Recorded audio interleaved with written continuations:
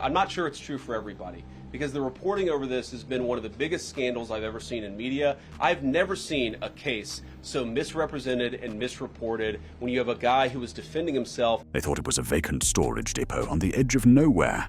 Just another rusting building in the sprawl between refinery stacks and cattle fields. No lights, no signage, just the faint glow of a sodium lamp buzzing above a cracked loading dock.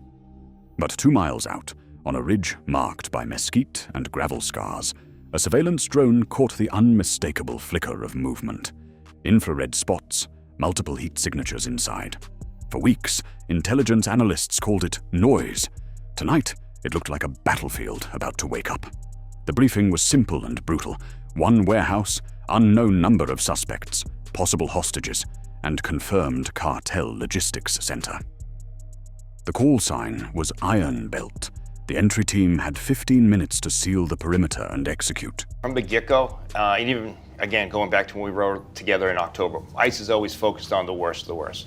One difference you'll see now is under this administration, we have opened up the whole aperture of the immigration portfolio, meaning that if you're here illegally and ICE goes out and arrests someone that is released from a sanctuary jurisdiction or wanted in their home country, and an ICE officer finds other individuals with them who are in the country illegally, we're going to take them as well. So, at 21:37 hours, the first convoy rolled off the farm road and cut their lights. Troopers from the Texas Department of Public Safety moved in pairs, weapons up, silhouettes fading into the dark.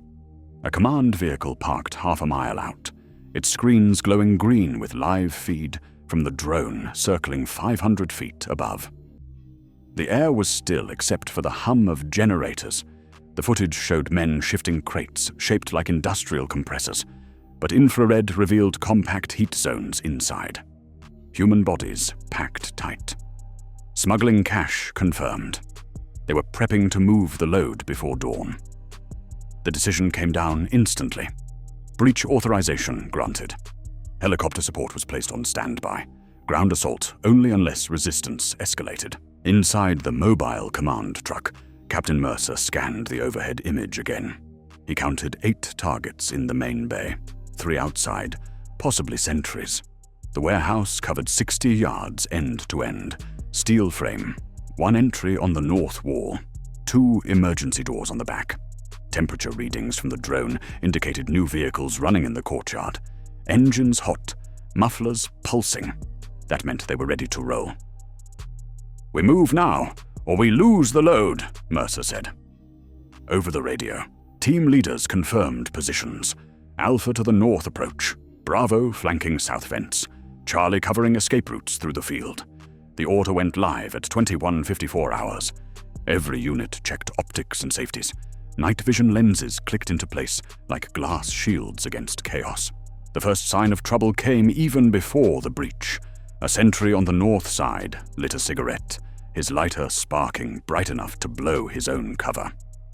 Sniper Overwatch froze him with the laser, waiting for the command to drop. Mercer hesitated. It meant losing the element of surprise, but taking him down would broadcast everything. Instead, he signaled a diversion. A remote drone swooped low from the east, buzzing the fence line. The sentry turned toward the noise, cursing, distracted. That 2-second window was all Alpha needed. They reached the metal bay door, kneeling under flood shadows, and applied the thermal torch. The metal glowed white, cutting in slow arcs until the slit widened enough for the insertion camera. Feed clear. They saw feet, stacked crates, a flicker of movement near a scaffold. Orders held. 10 more seconds. Then, impact. Charges thudded. The north door blew inward with a vibration that sent dust cascading from the rafters. Flashbangs followed. White cones of light slicing through darkness. Shouts cut through the ring of fragmentation grenades, hitting concrete. "Get on the ground! Hands up!" Overlapping commands, overlapping chaos. Inside the warehouse, the suspects scattered. Some reached for weapons. Muzzle flashes lit the maze of cargo stacks. Short barrel rifles, 10-round bursts, uncoordinated and panicked. Bravo breached the back door simultaneously, fanning left and right to clear blind zones. Within 30 seconds, the noise reached the roofline like rolling thunder. The thermal drone showed dots converging in every corner. Mercer called it full contact. Proceed to secure. By the 4th minute, 2 smugglers were pinned behind forklifts. Their gunfire cracked against steel beams, sending fragments across the floor. Alpha responded with controlled suppression, counting rounds, forcing them down. The command feed picked up rapid comms from team medics checking pulse sensors. 1 trooper down, hit by ricochet through the shoulder. Non-fatal. Extraction point marked. Smoke began to fill the bay, not from the rounds, but from a portable generator catching flame during crossfire. The air stank of diesel and burnt insulation. Within the haze, officers identified the first group of captives, 4 adults, dehydrated, lying flat inside an open crate designed for industrial tubing. They were conscious but too weak to speak. The medics placed them under the open roller door, covered them, then moved back into line. An explosion shook the far wall at 22:07 hours. It wasn't ammunition. One of the smugglers had triggered a fuel leak from a parked tanker truck used as decoy cargo. Fire erupted in a sheet along the concrete ridge. Bravo teams split instantly, half pulling fire extinguishers from tactical packs, half continuing advance. The drone observed a secondary movement. 2 trucks at the back gate, revving hard, trying to break through the perimeter fence. Thermal markers blinked red. Mercer ordered pursuit units to intercept. Dust and smoke collapsed into the command feed, cutting visibility to 0. For a moment, the entire mission hung on radio signals alone.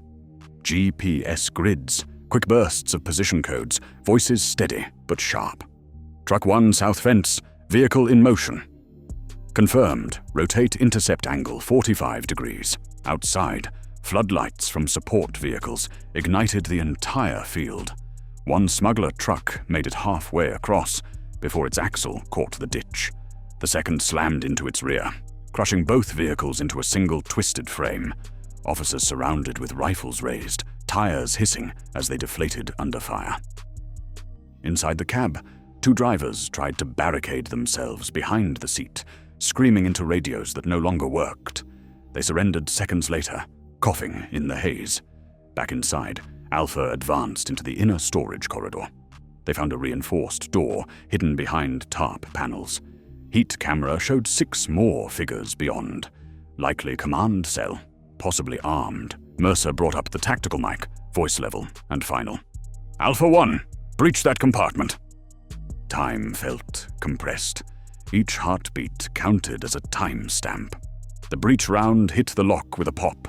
The door swung inward, and for a brief instant, the scene froze. A single overhead bulb flickered above a folding table covered in maps, cash bundles, and satellite phones. At the far wall stood a man in desert fatigues, holding a submachine gun at waist level. He didn't fire. Instead, he raised the weapon slowly, not surrendering, but calculating. A standoff began. The negotiator's channel opened automatically, but Mercer cut in. There was no time. Flash grenade in. Detonation. The suspect fell backward, disarmed but alive. Others dropped within seconds, prone and silent.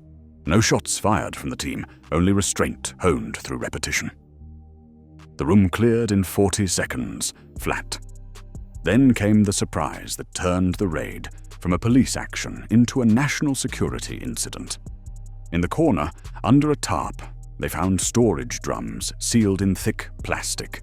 Each bore stenciled markings in Cyrillic script and hazard identifiers for industrial detonators. Mercer stared at the codes, recognizing none of them. Logistics called it a hazmat subset. The chemist on comms said otherwise. These weren't agricultural explosives or mining tools. They were shaped charges, military grade. The silence on the channel said everything. This wasn't just human smuggling anymore. It was advanced weapon transit. He ordered immediate photo capture and containment. A second drone dropped a flare marker through the roof vent to signal Central Command. Reinforcements rerouted from the interstate. At 22:28 hours, the first additional units arrived. The fire at the tanker had been contained, but embers still burned along the yard fence. Medics shuttled between triage points, logging injuries and hydration levels. 32 rescued captives, 7 detained smugglers, and 1 mystery cargo that changed the meaning of the mission. Washington called through back channel in under 5 minutes. The order: secure all evidence, prevent leaks, maintain information blackout until full identification of contents, Mercer acknowledged, already watching specialists unwrap one of the sealed drums. A metallic odor seeped out. Inside were compact cylinders, wired with timing modules, disconnected but intact. Serial plates had been filed off. It confirmed what many feared. The operation was funneling explosives through civilian routes for deployment elsewhere. The debrief began in real time. Camera crews from tactical units recorded every movement for chain of custody. The rescued captives provided fragmented testimony. Days trapped in trailers, no idea where they were headed. Instructions shouted in languages they barely understood. Some said they had been forced to load boxes labeled as spare engine parts. None realized the boxes contained detonators and remote initiators. The smuggling cell had masked a weapons pipeline beneath human trafficking. One cover hiding another. Every metric pointed to a coordinated expansion beyond state borders. Mercer stood by the open bay door, radio pressed to his vest, listening as analysts in Austin connected the serial design of the charges to an offshore cartel supplier previously tracked in Georgia. By 22:51 hours, the perimeter was secure, but the atmosphere felt heavier than the smoke. Teams rotated through corridor sweeps, collecting shell casings and photo-tagging damage. The command feed replayed thermal sequences, highlighting moments when everything nearly collapsed. Overlays of heartbeat telemetry from troopers showed spikes at the exact minute of breach.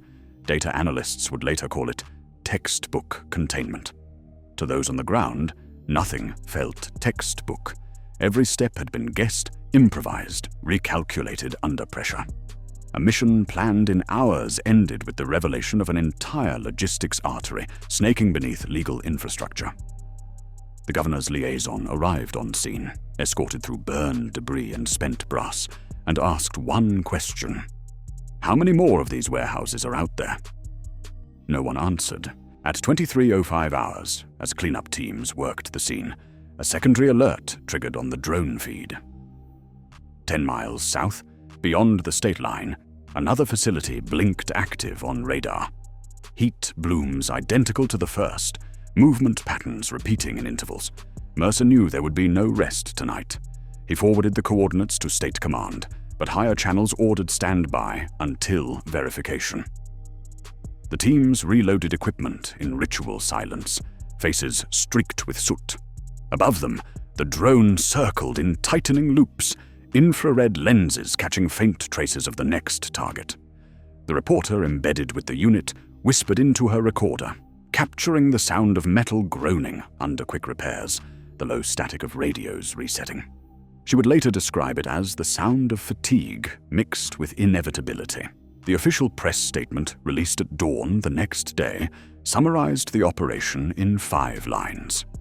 State and federal task forces executed a coordinated law enforcement action in Washington County, resulting in the rescue of multiple victims and the seizure of contraband materials.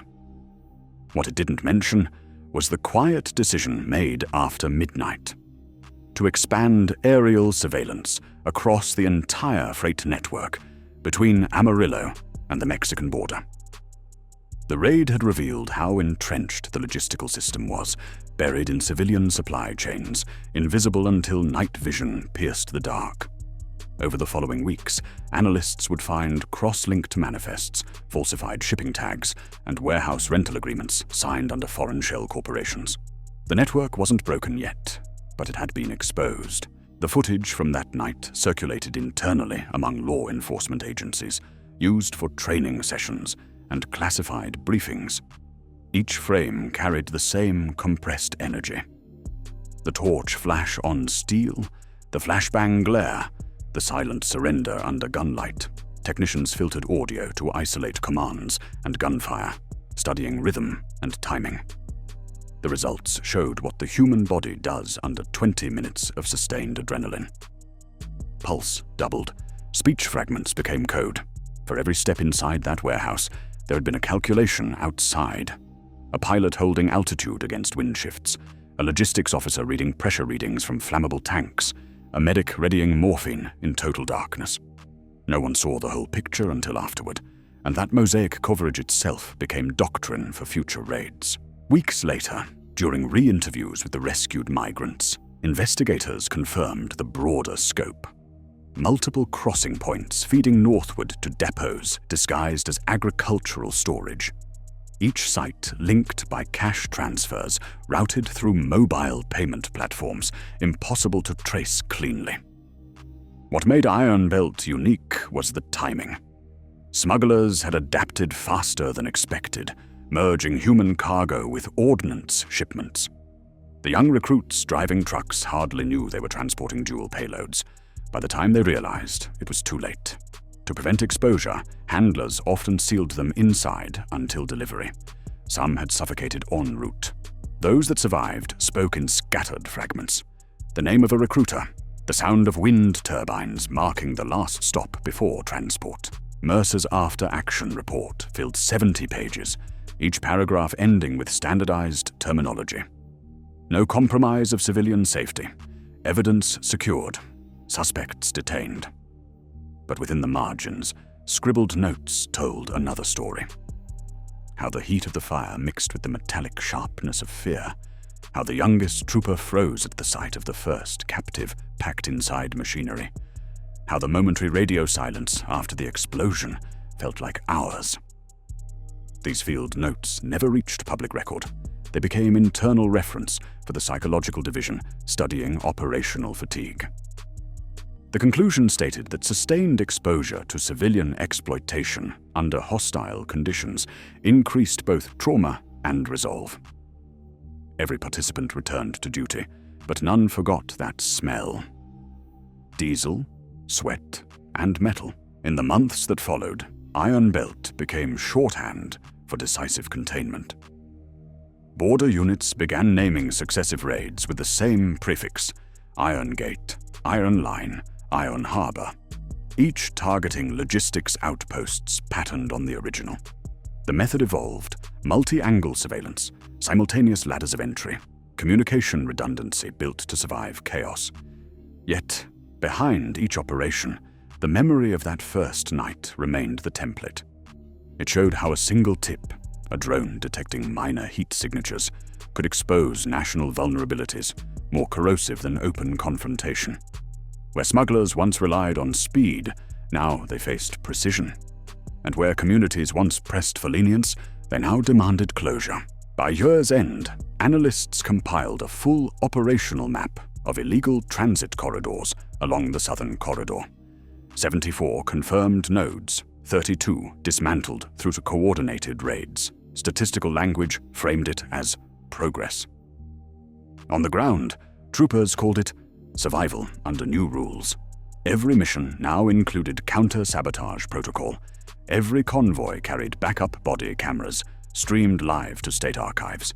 Every drone pilot had standing authority to deploy counter-interference patterns if network signals degraded. The border wasn't calmer.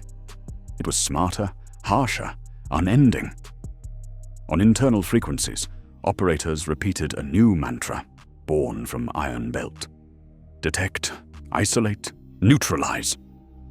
The words carried a rhythm that left no room for hesitation. Sitting alone in a briefing room months later, Mercer watched compilation footage stitched together by training staff. Each cut replayed the breach from a different angle. Helmet cam, drone eye, static bay camera. The clatter of rounds, the flare of fire, the cry for medics. He counted seconds again and again, searching for what he could have missed. There was none. Every move had been by the book, every casualty prevented through timing and force control. Yet the sense of unease never faded. Something about those sealed drums, the erased serials, felt incomplete. Intelligence never traced their origin definitively. The case was stamped, pending investigation. Then files vanished into federal custody. The story drifted from headlines, but not from memory. When new recruits asked veterans what the hardest part of the raid had been, the answers varied. Some said the moment before breach, when silence felt heavier than noise. Others said it was seeing civilians pressed against steel inside containers meant for tools. For Mercer, it was the second after detonation, when the door blew inward and his mind measured every angle of risk simultaneously. That half-second defined his next year. Every mission afterward felt slower, like his brain refused to let time move faster than it had that night. But there were no complaints, no regrets. The order had been clear, the outcome justified. And yet, beneath procedural language and sanitized press releases, the truth remained visceral. The line between rescue and warfare was shrinking to nothing. The final classified memo on Operation Iron Belt carried a single paragraph unredacted for training purposes. In situations involving mixed human and ordnance trafficking under cartel control, enforcement actions should be framed as hybrid threat containment. It was bureaucratic phrasing with sharp edges. The meaning was simple. Law enforcement had crossed into paramilitary terrain, and there was no turning back. That night in Washington County, under the failing lamp of a forgotten warehouse, the distinction had evaporated. Civilians became hostages, traffickers became irregular combatants, and troopers became the last barrier between chaos and the open highway. The footage proved it all. The order, the noise, the silence after the final arrest. Then the camera blinked out, leaving only static, and dawn took the rest.